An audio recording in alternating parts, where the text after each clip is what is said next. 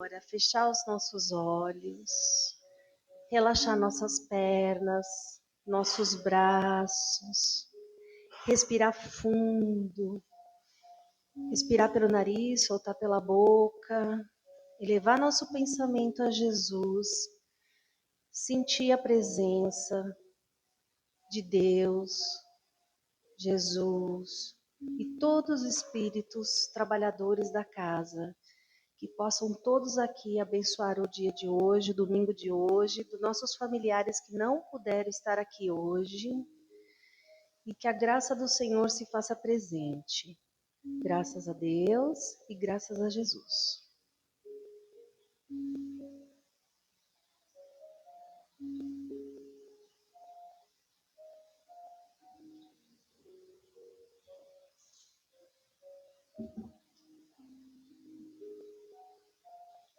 Bom dia. Hoje era a Rosângela, lá de Indaiatuba, que vinha fazer a palestra, né? Mas ela teve um imprevisto e não pôde vir, pediu desculpa para vocês, né? E a gente manda daqui uma vibração, que ela fique bem, essas viroses que está dando, sabe? Então, brevemente ela estará aqui com a gente. Vamos ver o Evangelho, então, capítulo 15, que é fora da caridade não há salvação, né? Então esse evangelho é muito importante na nossa vida, porque Jesus ele fala, né, que, como disse Paulo de Tarso, se você não tiver caridade, nenhuma ação da gente tem valor, né? Então o Paulo de Tarso, ele diz, né, aquilo que todos vocês conhecem. Ainda quando eu falasse todas as línguas dos homens e a língua dos próprios anjos, se eu não tiver caridade, serei como bronze ou sino, né, que soa, que retine. Ainda quando eu tivesse o dom da profecia, penetrasse todos os mistérios, tivesse uma perfeita ciência de todas as coisas, ainda quando eu tivesse toda a fé possível, até aquela de transportar montanhas, se não tiver a caridade, que é o amor, né? A caridade, como entende Jesus, é benevolência, indulgência, perdão. Então ele diz, sem isso dentro de mim, eu nada sou. E quando eu houvesse distribuído todos os meus bens para alimentar os pobres, e houvesse entregado o meu corpo para ser queimado, se eu não tivesse amor, essa caridade, tudo isso de nada me serviria. Porque a caridade é paciente, é branda, benfazeja, não é injubilosa, não é temerária, não é precipitada, não se enche de orgulho, não é desdenhosa, não cuida dos seus interesses, não se agasta, nem se azeda com coisa alguma, não suporta mal, não se rejubila com a injustiça, mas se rejubila sim com a verdade. E a caridade, o amor, tudo suporta, tudo crê, tudo espera e tudo sofre. Então temos três virtudes, a fé, a esperança e a caridade. Mas, entre elas, a mais excelente ainda é a caridade. Então tem uma historinha no livro Contos e Ponto, do irmão X, que é Humberto de Campos, que ele conta algo semelhante, né, que dá para ilustrar bem isso daqui. Então ele diz assim, né, que havia um homem que ele tinha o dom da palavra e ele sabia falar, né, e falava com sentimento e ele estudava muito para melhor explicar o Evangelho de Jesus e explicar a doutrina espírita, né? Então, e ele gostava dessa tarefa e falava em várias casas, falava no centro que ele frequentava, entende? Mas ele ficava espreitando, olhando se o que ele falava repercutia dentro das pessoas, né? Então ele ia acompanhando as pessoas E ele percebia que não mudavam nada. E ele falava, falava, e ele pensava, parece que entra aqui e sai ali, ninguém está, né, realmente sentindo o que eu sinto, ninguém vive o que eu acho que deveriam viver, né? E ele continua insistindo, e ele vai se aprofundando mais nos estudos, né, para tentar entender por que, apesar das pessoas ouvirem, não mudavam nada, né? Não repercutia, não tinha uma devolutiva ali, né? Uma interação, enfim. Né? Aí ele vê a parábola do semeador. E ele fala, então, o semeador saiu a semear. E as sementes caíram na terra árida e os pássaros comeram. Caiu no espinheiro e não deu resultado. As sementes caíram, né, no pedregulho, né, no monte de pedras e também não. Então é isto, eu sou um semeador. Então, se a terra não é boa, não é culpa do semeador, né? E ele vai pensando nisso. Então, não é minha culpa. O povo não entende, né? Aí, nessa coisa, ele se sente mal e ele percebe que ele morreu. Ele se vê fora do corpo, né? E envolto assim num nevoeiro denso, né? Porque, segundo Humberto Campos, ele não foi para uma faixa lá muito boa, né? Então ele estava naquele meio de nevoeiro, ele começa a andar e não vê saída, e vai, e passa um tempo, lembra André Luiz, né, no nosso lar? Então até que uma hora ele não aguenta, ele se ajoelha e começa a orar, né? Senhor, a minha vida inteira eu dediquei a divulgar tua doutrina. Eu fiz tudo que eu podia, né? Eu tentei explicar, eu dei tudo de mim. E por que eu estou nessa vibração, né? E foi tão sincero a, a prece dele que o próprio Jesus foi até ele. Lógico que ele não achou que fosse Jesus, era um espírito iluminado para ele, né? Mas mesmo assim, aí Jesus chega e fala assim para ele: então, o que você fez da sua última vida aí na terra? Ah, Senhor, eu fui um semeador. Eu segui o teu evangelho, eu semeei tudo que eu fiz, né, como ensinastes, né? E passei toda a vida, estudei muito para melhor semear. Aí Jesus olhou para ele e falou assim: e você observou o solo onde você colocou a semente? Aí ele fala assim, mas como? Ele falou, porque o bom semeador, ele examina o solo. Ele vê do que o solo precisa, que tipo de solo você fez. Ah, mas espera aí. Na parábola, Jesus não falou nada disso. Ele só disse que o semeador saiu a semear e foi semeando para cá e para lá. Não falou. Aí Jesus fala para ele, então você acha que o mestre tinha que ficar dizendo tintim por tintim? Tinha que falar, olha lá o solo, olha o que você está fazendo, olha. Aí ele fica assim, ele falou, não. O bom semeador, primeiro ele olha o solo, primeiro ele vê o que tipo de terra. Então você acha que o pântano iria pedir, me drena primeiro. E as pedras iriam falar, tira, me afasta, para que a semente caia na terra. E o espinheiro? Aí ele fica olhando e ele cai num choro convulsivo.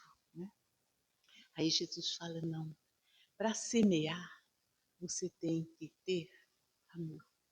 O semeador precisa abdicar muito de si mesmo, se entregar àquela tarefa. Então, o mestre falou para você, por exemplo, você estudou e viu que tem o trabalhador da vinha. O que é o trabalhador da vinha? Começa na primeira hora, é justamente limpar o terreno. Os primeiros trabalhadores da primeira hora limparam todo o terreno, que são os primeiros, né? Depois, na segunda, na terceira, na quinta hora, eles vão vindo, porque primeiro você limpa, depois você vai arar, depois você faz a cova, depois você põe a semente, e aí você espera crescer. E como que termina a parábola da vinha? Colhendo a uva para fazer o suco. Olha as etapas. Então, quem semeia tem que cuidar do todo, tem que olhar, tem que, toda vez que alguém quer ajudar, precisa não só chegar e impor. Ah, então você, né, vou dar a cesta básica, a gente impõe que como arroz, feijão, milho, fubá, né, aquele tipo de óleo, aquele tipo de, não é assim, entende? Mas nem toda família tem a mesma necessidade calórica, às vezes o outro precisa de alguma outra coisa. Então, o semeador, ele fala, quando é um trabalho que a pessoa precisa dar muito de si, né? Fazer com muito amor, com a caridade tal qual Paulo está falando, né? Se não fizer assim, não vai, né? Então, pense bem, meu querido, e quando você olha a necessidade do outro, o tipo, por que que ele está ali pedindo ajuda quando você quer ajudar? Como está o coração? Como estão as emoções? Como está a vida? Como está? Você vai se autoconhecer. Você vai estar trabalhando para você mesmo. Você vai estar se envolvendo, crescendo. Então, creia nisso. Né? Aí,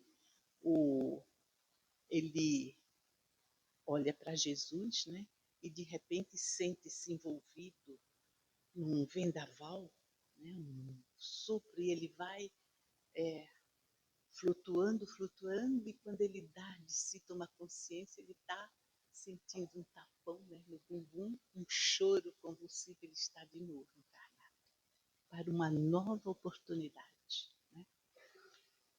E é assim a vida da gente, né? Então, e Jesus ainda fala para ele, né? Abraça ele antes, né? Perdoe-se, faça de novo, retorne, lembre-se de doar-se em tudo que você faz. Lembre que é muito mais importante o que você faz em volta daquela cola do que a própria semente em si, porque a terra fala por si. Deu para entender isso aí, gente? Né? Então, esse capítulo é todo sobre isso, né? A necessidade da caridade, né? De tal modo compreendeu Paulo essa grande verdade que ele disse assim: quando mesmo eu tivesse a linguagem dos anjos e até o dom de profecia, e que eu pudesse entrar em todos os mistérios, toda a fé possível, tudo, mas se eu não tivesse sentimento de amor à vida, de amor às coisas que nos acontecem, né? Então, hoje vibrávamos para algumas pessoas que estão na UTI, estão doentes e tal, na nossa mediúnica agora há pouco, né? Então, aí vem, né? Não se angustie porque é o corpo que está sofrendo, mas você, espírito imortal, agradece. Então a gente vê Paulo entendeu tão bem isso tudo, Paulo de Tarso, né?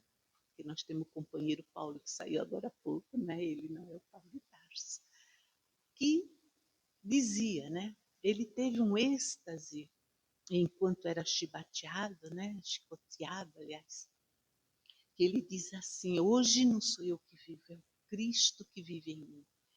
Imagina você entrar em êxtase quando você está sendo açoitado ali, né?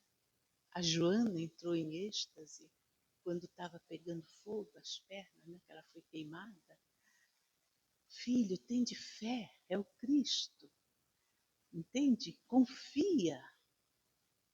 Então é esse chamado que esse capítulo faz para a gente, sabe? E nós estamos assim no mundo de falsos profetas, isso era o que eu teria que falar hoje à noite lá no, sabe? Falsos profetas, falsas profissões, colocando medo na gente, colocando apreensão, o que vai ser da minha vida, e eu estou doente, eu estou com isso, estou com aquilo, e estou desempregado. Isso, tudo isso depende do olhar. a situação em si, ela não gera conflito. É a gente, é o nosso jeito de olhar, de aceitar as coisas que vai conflituar ou não. Em tudo dai graças. Francisco de Assis, né? Ele queimou o olho, um ferro em brasa, que tinha glaucoma, né? Você aceitar, gente, eu tenho medo de injeção. Agora imagina um ferro em brasa no olho. Mas relaxe, né? E por pior que seja, vai passar.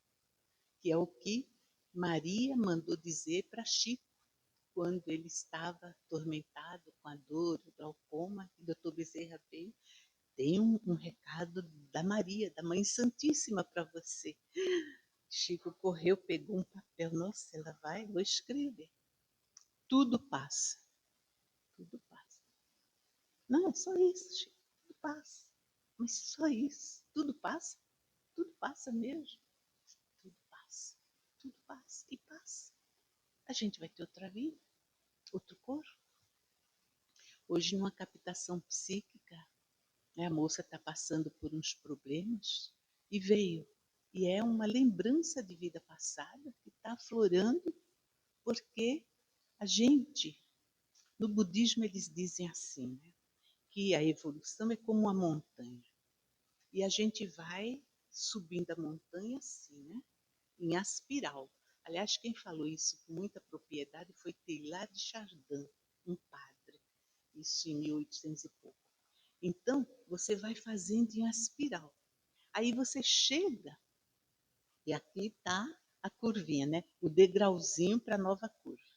Mas ali você para e você se defronta com situações que você precisa aferir, diz a Joana de Ângeles. Problemas são para você aferir como é que você está de verdade. Porque a gente se ilude achando que não, né? Então, você, por exemplo, se na vida passada, nessa que você já teve, aí você foi traída e matou o traidor.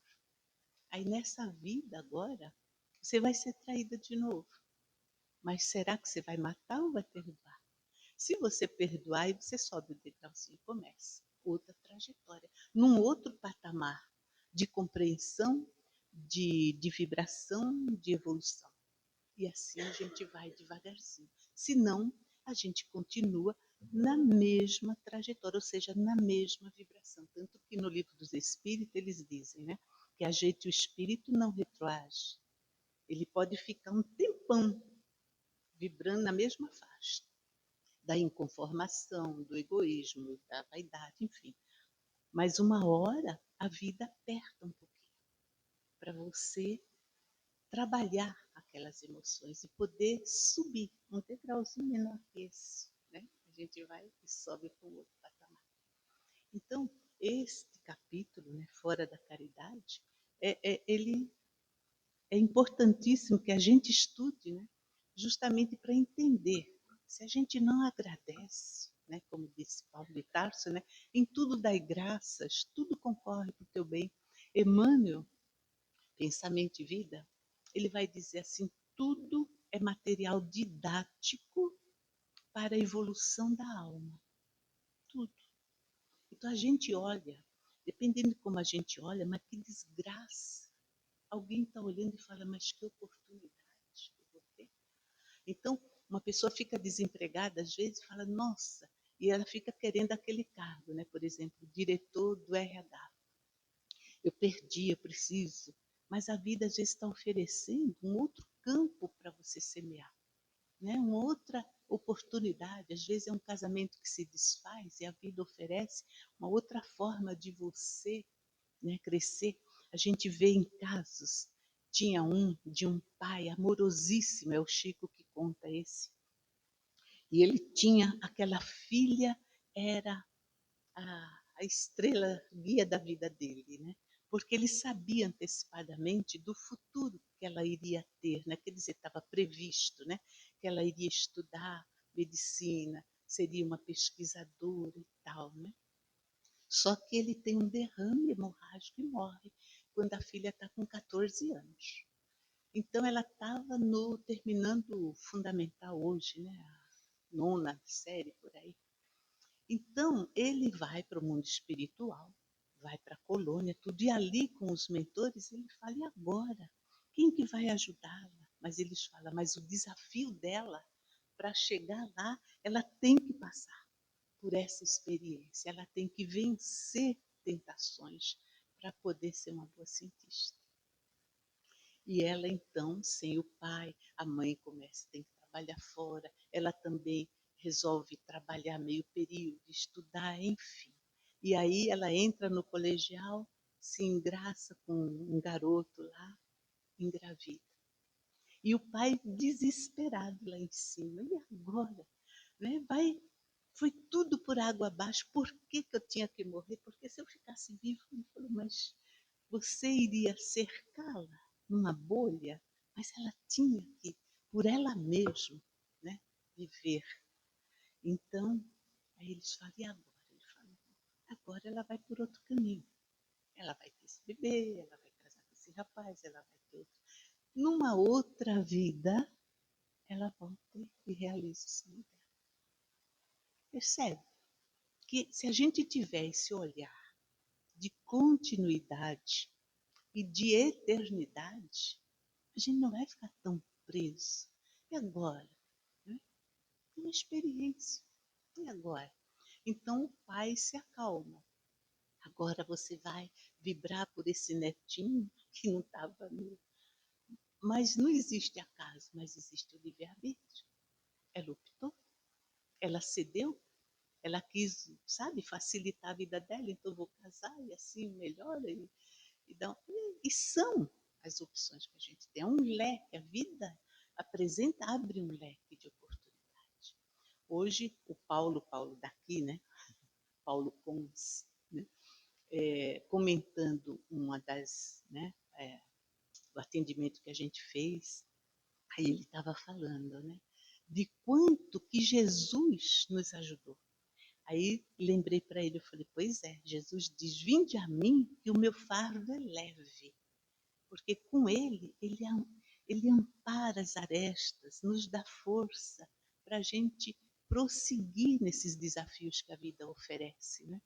Entende? E que se a gente tiver esse olhar materialista, poxa vida, né? Uma perda, morreu meu pai, morreu não sei quem, fiquei desempregado, fui à falência, são tantas coisas, né?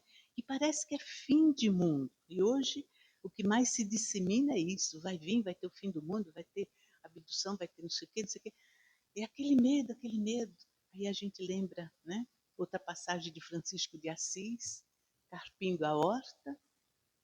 Aí o Frei, acho que é o Frei João, chega falando para ele, Frei, pai Francisco, falaram que vai ter aí uma confusão e que o mundo vai acabar. E o que, que a gente faz? Venha me ajudar a continuar carpindo a horta. Porque se acabar, acabou. O que, que a gente pode fazer? Então vamos fazer o que nos compete fazer agora. O que, que eu tenho para fazer agora? Entende? É o que Paulo de Tarso, quando cego, ali na estrada de Damasco, né? Caramba, Jesus era real, ele é verdadeiro, está aqui, eu estou sentindo a energia, meu Deus. Senhor, o que queres que eu faça? Entende? Não adianta chorar o leite derramado. Né? Não adiantava ele ficar sentado lá, puxa, mas eu pensei que não. E aí eu matei, eu queria matar não sei quem, eu fiz, eu persegui. Passou, foi. A gente faz, Hamed fala, que a gente nunca pega um caminho errado se a gente tiver do lado um caminho certo, porque é o impulso da própria lei de preservação, lei de progresso, lei de sociedade. São as leis, leiam as leis lá na terceira parte do Livro dos Espíritos, que são energias que vão nos conduzindo, né, nos ajudando a caminhar. Né? Então, se eu sei que essa maçã está meio podre por dentro e tem uma boa aqui do lado, eu vou comer a podre? Não, eu vou pegar a que está melhor. Pode ser até que eu tire um pedacinho daquela, mas eu vou comer com prazer. Então, quando a gente toma uma atitude, a gente escolhe um caminho, Isso é Hamed, tá? Ele diz: você está fazendo o melhor que você pode naquele momento. Então, se a gente olhar as pessoas, inclusive os nossos adversários, por que Jesus pede para a gente orar pelos inimigos? Orai, amai. Aliás, ele fala primeiro: amai os vossos inimigos e orai pelos que vos perseguem. Para que a gente veja que ali ele não é um inimigo, ele está provisoriamente equivocado, vendo o mundo por umas lentes que a gente já não aceita, mas que ainda é os olhos dele. Então, aí o que acontece? Aí eu estou imaginando que a fé é mais ou menos assim, fazer catarata. Aí a gente começa a ver o que nunca tinha visto. A fé leva a gente a isso, né? Então, a primeira coisa que eu vi foi a minha realidade. Quanta ruga, coisa horrível, meu Deus do céu. Não queria, porque não me imaginava assim, né? Então, a vida dá esses choques de realidade. Você é assim. E uma amiga minha hoje, que hoje eu vou lá em Dayatuba, mas a gente sempre te viu assim. É você que não se via. Então, Deus sempre nos vê assim, né? Como a gente é. E nos ama como a gente é. Então, essa minha amiga falou: e a gente te ama como você. Não importa, você que não se via. Então, eu falei: nossa, isso dá para fazer um link com Jesus, né? Ele ama a gente como a gente é, né? E o que ele fazia? Abraçava, vá e não peques mais, teus pecados te foram perdoados. Então, uma basezinha vai ajudar a resolver. Assim, e a gente entende a falta de cuidados. Então, gente, a vida pode ser leve, encerrando aí, né? Pode ser leve, percebe? Porque é o que Jesus fala. Meu jugo é suave, meu fardo é leve. É leve, né? Entende? Por que a gente deixa pesar tantas coisas, né? Nos angustiamos tanto, nos perturbamos tanto por tão pouco. É o que Jesus falou para Marta: ô Marta, estás te afatigando tanto por coisas que não têm nenhum valor. Isso é aquela passagem que Jesus vai visitar Marta e Maria, as irmãs de Lázaro. Lázaro é aquele que morreu e foi ressuscitado. Morreu, entre aspas, estava dormindo, né? Foi ressuscitado. Então, quando Jesus chega de improviso, aí a Marta corre para arrumar, né? Arrumar a casa, limpar, tirar as almofadas, já botar um pão para assar, coisas assim, né? E Maria chega, Jesus senta, ela senta ali no chão. Ai, Senhor, me fala do teu reino. E Jesus começa a conversar e Maria passa e limpa aquilo, olha, veio e volta. E uma hora ela chega e fala: Senhor, eu estou aqui me matando, eu estou fazendo as coisas, ela está aí sem fazer nada, manda ela vir me ajudar. Marta, vem cá, minha querida. Ele abraça Marta. Você está se afatigando com tantas coisas que diferença? Eu não vim aqui comer. Jesus não está com a gente para a gente estar fazendo coisas para ele. Ele não precisa de nada. Mas ele quer que a gente cresça e fique mais perto dele a cada momento. Né? Então, vem você também. Maria escolheu a melhor parte. Então, se a gente escolher a melhor parte da vida, né? Se a gente entender que a melhor parte da vida é a gente estar pensando em Deus, sentindo e tentando, sabe, buscar força dentro de nós, e Ele dá essa força, gente. Quantas? A gente vê isso. Quantas mães, às vezes, o dia inteiro trabalhando, chega de noite, o bebê fica doente, e ela fica ali a noite inteira e vai para o hospital, e no dia seguinte vai fazer faxina. De onde vem tanta energia? Aí Miramês fala: se você comer com gratidão, né, uma noz, você está alimentado por dia inteiro. Percebe como tudo vai se reduzindo e a gente, pelo nosso olhar, que amplia, que potencializa as coisas, entende? Mas a gente esquece de potencializar essa energia que vem de nós, que nos faz levantar da cama, que nos dá ânimo para tentar mais uma vez, para ir adiante, dar um passo a mais. Essa energia vem dele. E ele derrama esse tempo. E agora a gente encerra. Quem que vem encerrar? Entende? Justamente buscando essa energia. Né? Quem que vem encerrar, gente? Já falei demais. Quem? Olha, a D. Delade vem. Né? Deu para entender alguma coisa, gente, nesse improviso? Então, um bom fim de semana para vocês. Então, vamos fechando os nossos olhos, pensando na imagem serena de Jesus chegando próximo a nós, com seus cabelos longos, sua barba comprida, sua túnica, seus olhos amorosos, e vamos deixando de lado todos os problemas, preocupações, vamos nos interiorizando, nos aquietando, nos acalmando e agradecendo todas as bênçãos que nos são dadas a cada dia, pela natureza, pela nossa saúde, por enxergarmos tantas coisas bonitas, pela nossa família, pelo nosso lar, pelo nosso trabalho, pela proteção que nos é dada a cada dia. Que nossos anjos guardiões possam estar conosco durante toda essa semana, nos intuindo, nos protegendo, nos amparando, e que o Senhor nos abençoe hoje e sempre, Jesus. Graças a Deus.